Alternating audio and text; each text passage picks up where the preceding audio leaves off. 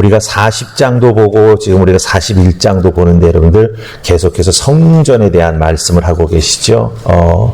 이제 돌아가서 하나님께서 다시 회복시켜 주실 성전에 대한 모습이 쭉 나옵니다. 네.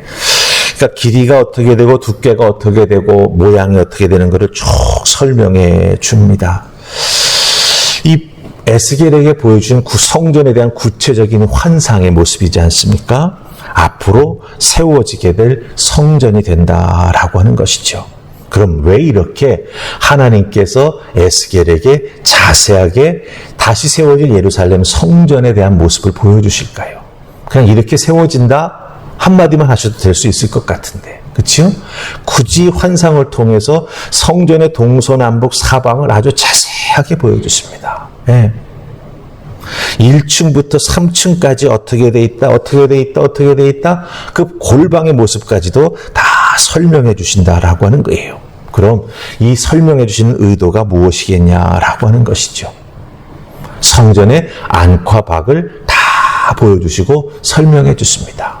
그 의미는 무엇이냐 하면 이스라엘의 하나님은 이스라엘 백성들 가운데 거하시겠다라고 하는 그 약속을 다시 확인시켜 주시는 것입니다. 네. 성막에서부터 시작된 성전이지 않습니까? 이스라엘 백성들과 함께 광야를 움직였습니다. 그렇죠? 성전이 가운데 서고 동서남북 사방으로 12지파가 나누어 서가지고 함께 쭉 움직이면서 광야를 걸어왔습니다. 즉 이스라엘 백성의 중심이었고 하나님이 함께 해주신다라고 하는 상징이었죠. 그런데 성전을 이렇게 자세하게 보여주시면서 설명해 주시는 그 뜻이 무엇이냐? 하나님은 이스라엘 백성들과 함께한다. 믿는 자들과 언제나 함께 하신다라고 하는 그 모습을 다시 한번 확인시켜 주신다라고 하는 것입니다. 자, 그렇다면 하나님이 이스라엘 백성들과 함께 하시고 믿는 자들과, 즉 우리와도 함께 해준다라고 하는 이 성전의 약속이 우리에게 주는 의미가 무엇일까요? 즉 교회를 통해서 주시는 이 약속의 의미가 무엇이겠냐라고 하는 걸 우리가 살펴볼 필요가 있다라고 하는 것입니다.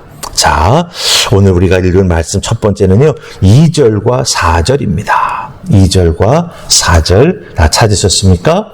자, 같이 읽습니다. 시작.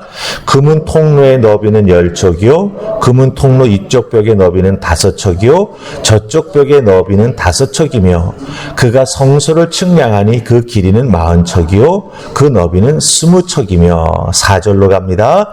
그가 내전을 측량하니 길이는 20척이요 너비는 20척이라 그가 내게 이르되 이는 지성소니라 하고. 아멘. 자, 우리가 2절, 4절 보았습니다. 성소와 지성소에 대한 구체적인 모습이죠. 크기가 어떻게 된다. 이 성소와 지성소에 대해서 말씀하십니다. 성소는 약 40척 길이에 20척 너비가 됩니다. 40, 20 이렇게 되는 거죠. 지성소는 20척, 사방에 20척입니다. 그리고 성전 주변에 우리가 읽지 않았습니다만은 방들, 골방들이 쭉 이렇게 3층으로 올라가게 돼 있어요. 이렇게 하나님께서 특별히 성소와 지성소에 대해서 자세하게 구분해 주시면서 설명해 주시는 이유가 무엇일까라고 하는 것이죠. 여러분들, 예수님 십자가에 달려 돌아가실 때 예루살렘 성전에서 한 가지 큰 일이 일어났죠. 무엇이지요? 지성소와 성소를 나누고 있었던 휘장의 가운데가 쭉 찢어졌지 않습니까? 그렇죠? 네. 그때는 성소와 지성소를 구분지었던 것이 쉽게 말하면 커튼이었습니다. 네.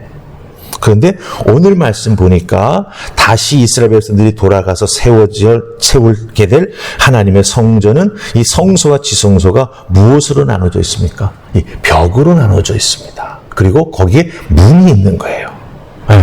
그런 구조였다라고 하는 겁니다. 그러니까 이렇게 하나님께서 자세하고 명확한 그 경계가 있고 그 경계와 경계를 넘어 나아가기 위해서는 문을 열고 들어가야 된다라고 하는 것을 말씀하고 계시다라고 하는 것입니다. 자, 그럼 이 의미가 무엇이겠냐라고 하는 거죠. 특별히 성소와 지성소는 하나님 앞에 제사를 드리는 곳, 또 지성소는 들어가서 하나님을 만나며 죄의 용서를 받는 곳이지 않습니까? 그렇죠? 네. 지성소에는 대제사장만 들어갈 수 있습니다. 이렇게 분명한 구분이 있습니다. 그런데 들어갈 수 있는 문이 있다라고 하는 거죠. 그 의미가 무엇이겠냐라고 하는 것입니다. 하나님 앞에 가까이 나아가면 나아갈수록, 그렇죠? 네. 낮아져야 되고 겸손해져야 되고 그 하나님 앞에 나아가기 위해 꼭 지켜야 될 믿음의 절차가 있다라고 하는 것을 하나님은 말씀해 주고 계시다라고 하는 것입니다. 오늘날 예배드리는 교회는 교회 건물마다 다 모습이 다르지 않습니까? 그리고 성소와 지성소를 구분짓는 휘장도 없고 벽도 없습니다. 오늘날의 교회의 모습은 완전히 성전의 모습과 다르지요. 왜 그럴까요? 바로 우리가 신앙생활하고 있는 이때는 은혜의 시대이기 때문이다라고 하는 거예요. 그래서 예수님 십자가에 달려 죽으심으로 말미암아 성소와 지성소의 구분이 없어졌습니다. 우리는 하나님을 믿음 하나만 가지고 나아가 직접 만날 수 있는 하늘의 은혜를 덧입었다라고 하는 것이죠. 그런데 여기서 우리가 놓치지 말아야 될 게 있습니다. 은혜의 시대를 살아간다라고 하면서 내가 하나님을 직접 만날 수 있다라고 하는 놀라운 믿음의 은혜를 누리고 있는 나 자신이 하나님을 혹여 너무나 가볍게 여기고 있는 것은 아닌가라는 생각을 해볼 필요가 있다라고 하는 거죠. 예. 내가 기도할 수 있을 때 얼마든지 기도할 수 있고 내가 원하면 얼마든지 예배도 인터넷으로 드릴 수 있는 시대에 살고 있습니다. 모든 게 내 편한 대로 내 중심이지 않습니까? 그런데 잘못하면 이것 때문에 하나님을 경외하고 하나님을 두려워하는 우리의 그 신앙의 자세가 흐트러질 수 있다라고 하는 것이죠. 그래서 오늘 말씀 속에서 이렇게 구체적으로 성전의 모습, 그것도 성소와 지성소가 구별되는 모습을 보여주시는 이 말씀의 의미를 우리가 다시 한번 곱씹을 필요가 있다라고 하는 것이죠. 하나님 앞에 내가 나아갈 때 내 마음속에 하나님을 두려워하는 경외심이 있는지, 그렇죠? 그 거룩하신 하나님을 만나기 위해 내가 거룩한 모습으로 나아가는지, 이 부분을 우리가 분명히 돌아보며 스스로를 믿음으로 판단하며 또 주님의 도우심과 또 깨끗해지는 은혜를 구하는 우리 모두가 되어야 한다라고 하는 것입니다. 그래서 늘 교회에 나와 하나님을 만날 때 여러분의 믿음의 자세는 거룩하신 하나님을 기억하면서 그 거룩하신 하나님 앞에 합당한 믿음의 모습으로, 삶의 모습으로 준비된 마음으로 나아가 예배하며 하나님을 만나는 우리가 되기를 소망해야 된다라고 하는 거 꼭 기억하시고, 하나님의 거룩하심에는 변화가 없습니다. 그렇죠? 내가 그 거룩하심에 얼마나 응답하며 나아가느냐, 이게 참으로 중요한 오늘 우리들의 신앙의 자세가 된다라고 하는 것 꼭 기억하시기를 주님의 이름으로 축복합니다. 아멘. 자, 두 번째는요, 좀 뒷부분으로 가셔서 21절, 22절입니다. 21절, 22절 다 찾으셨죠? 같이 읽습니다. 자, 시작. 외전 문선줄을 네모졌고 내전 전면에 있는 양식은 이러하니 곧 나무 제단의 높이는 3척이요 길이는 2척이며 그 모퉁이와 옆과 면을 다 나무로 만들었더라.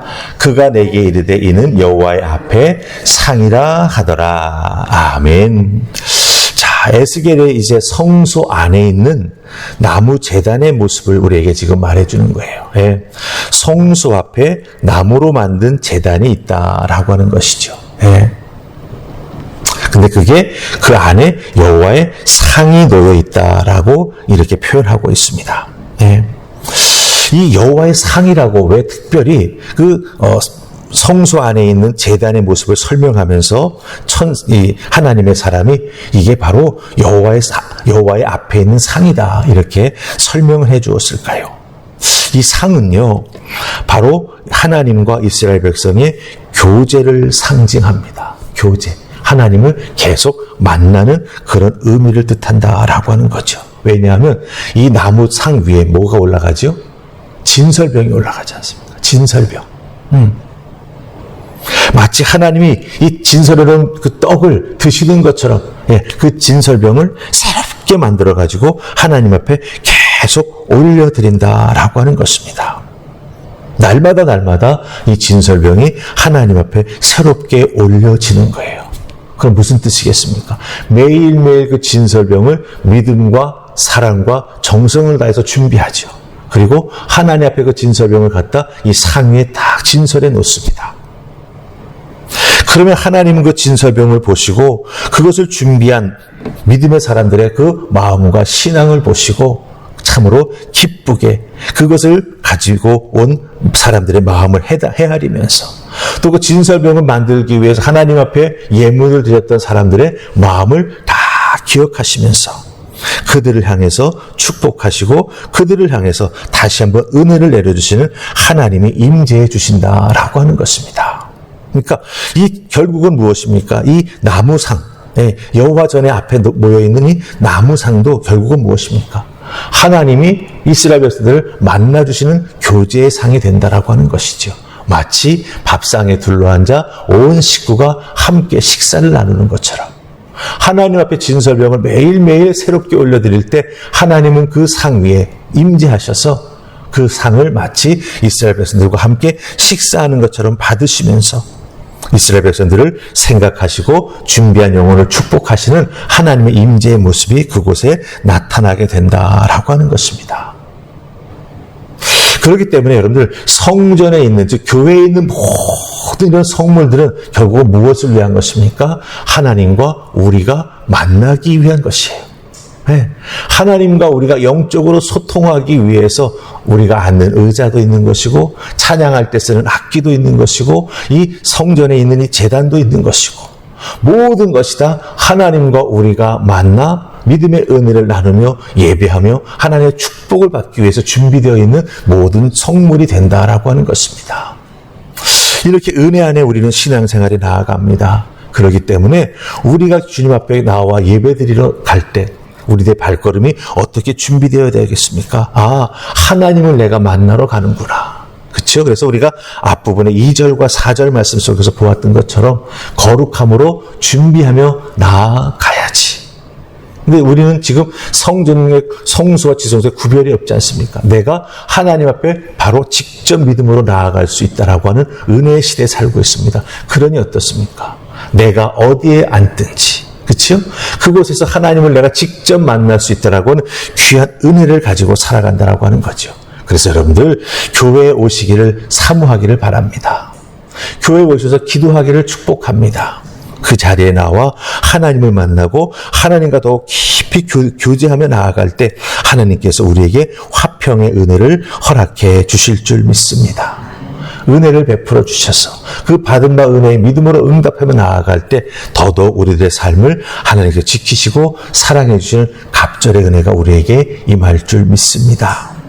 이 성전에서부터 받은 은혜가 우리들의 삶의 자리에서 축복으로 이어진다라고 하는 걸 꼭 기억하시고 하나님을 만나는 일에 사모함으로 나오시고 교회를 더욱더 사랑하며 섬기는 여러분들 다 되시기를 주님의 이름으로 축복합니다. 아멘. 우리 기도하십시다. 좋으신 하나님 은혜 감사합니다. 에스겔에게 보여주신 성전의 구체적인 모습들 하나님 그 모습 속에 하나님은 우리와 함께 하시고자 하시는 놀라운 사랑이 담겨 있음을 다시 한번 발견합니다. 분명 하나님은 거룩하신 분이기에 하나님을 만나러 나아가는 우리도 거룩해야 됨을 성소와 지성소의 구분을 통하여 보여주십니다. 그런데 하나님은 또한 그 성소 앞에 하나님 앞에 진설병을 드릴 수 있는 여호와의 상을 만들게 하셔서 매일매일 만나주시고 매일매일 축복해 주시고 매일매일 은혜를 베풀어 주시는 귀한 모습을 또한 발견합니다. 주님 전에 이렇게 매일매일 나올 수 있음이 얼마나 큰 은혜인지 깨달아 하는 저희가 될 수 있도록 주여 도우시고 우리들의 믿음의 삶의 중심에 그 교회를 세워 하나님께 예배하며 하나님의 은혜를 매일매일 누리며 살아가는 우리 모두가 되도록 축복하여 주시옵소서.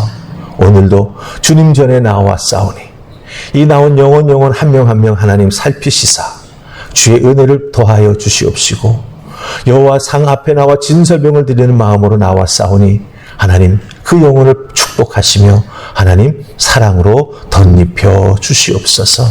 함께 늘 축복하시고 이끌어 주실 줄 믿사옵고 예수님 이름으로 기도하옵나이다. 아멘.